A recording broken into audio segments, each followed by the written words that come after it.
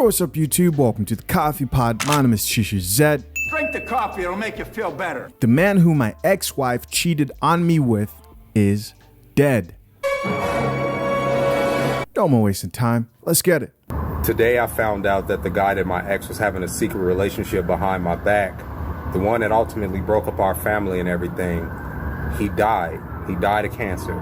Now, they wasn't together at this point. He had got sick of her shit too, and he ended up leaving her and all the stuff when he got sick because, you know, she's all about herself and he had to focus on healing, but he never healed.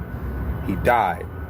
And, you know, she put up a whole post on Facebook saying how she missed him and da-da-da-da-da-da-da-da. And I felt a certain way. I felt a sense of satisfaction, honestly, when I found out the news. I felt the sense of satisfaction. I said, good riddance.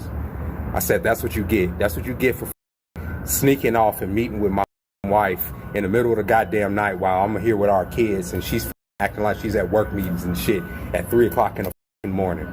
I felt a certain way about all of the messages I found about her degrading me in light of this man.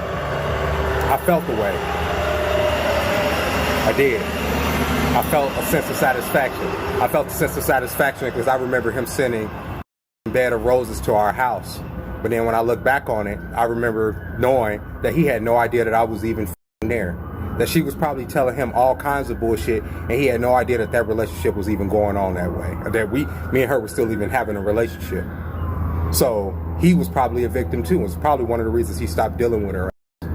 He leaves behind 6 kids, I believe 3 baby mamas. And yeah, I actually feel bad for him now. After I've had some time to think about it, no telling what she told that man. No telling what lies she told that man. She could have been telling that man lies just like she was telling me. In her post for him, she was saying how when we lost our house, how he helped her out and how he helped her find her dogs and stuff. When the whole time I was out here in Vegas in a room waiting for her to come and meet me so we can get our apartment. But the whole time she's around with some dude. So yeah, I felt a certain way. And then at the end of the day, when I really thought about it, I felt no anger towards him. All this anger I have is towards her, because now guess what, it's another nigga interacting with my kids. So that's 2 niggas since I've been gone, probably 3, probably 4 in a what has it been 4-year time period since I've been away from the house. Yeah, I felt a certain way, but honestly I don't feel any anger towards that man anymore. And it's not just because he's dead, it's because I just thought about it. It was her. It's her I'm angry at, not them, not the man. And to him, I want to say, rest in peace, brother. Rest in peace. And I'm going to pray for your kids, and I'm going to pray for your family. Wow.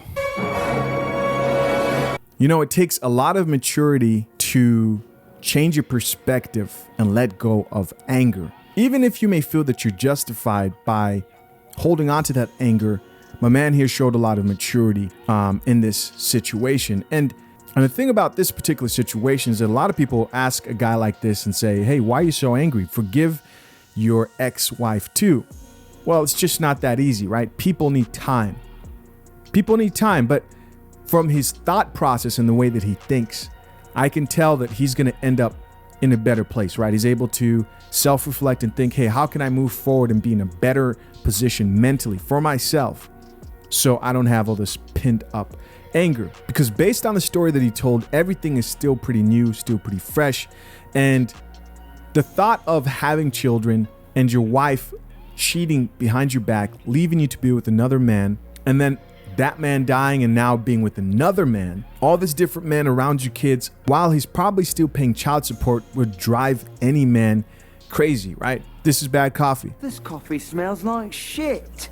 As always, let's check out a few of these comments. Let's see what the people have to say. Our first comment here says, put that anger/energy to use and level up, my brother. I agree. Great advice.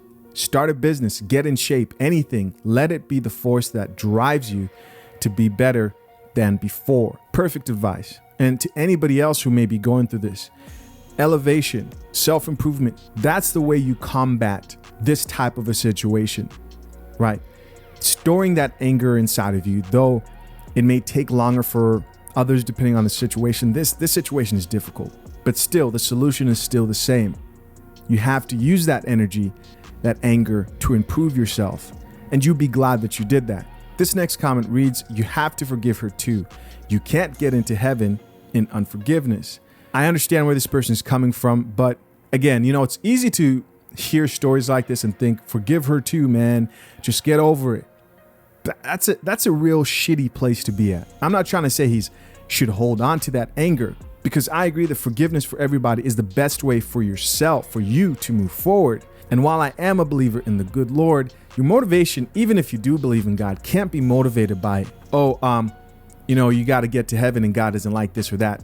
There also needs to be a practical element to why you do what you want to do, right? And in most cases, you want to forgive because forgiveness benefits you more than it benefits anyone else. And the benefit of that will be that you live an easier life, right? You won't be holding on to resentment. Next comment here reads, been there, brother. Same thing happened to me. Exactly same feelings. I had to let it all go. It was eating me alive. Once I let go, I live. Facts. Next comment here reads, he had 6 kids and 3 baby mamas. Damn, she broke up the family for that. Yeah, that right there, I was going to address that later on. I'm glad this comment came up. That right there is probably the most triggering element to this whole thing. Women leaving the family, right? Letting another guy who's obviously proved himself to not qualify as a good father. That's upsetting too. Whole lot of elements in here that are just crazy and unbelievable. Listen, I'm curious to know what you guys think. Leave your comments down below. As always, I appreciate you for checking out another episode of The Coffee Pod. Till next time, I'm out. Peace.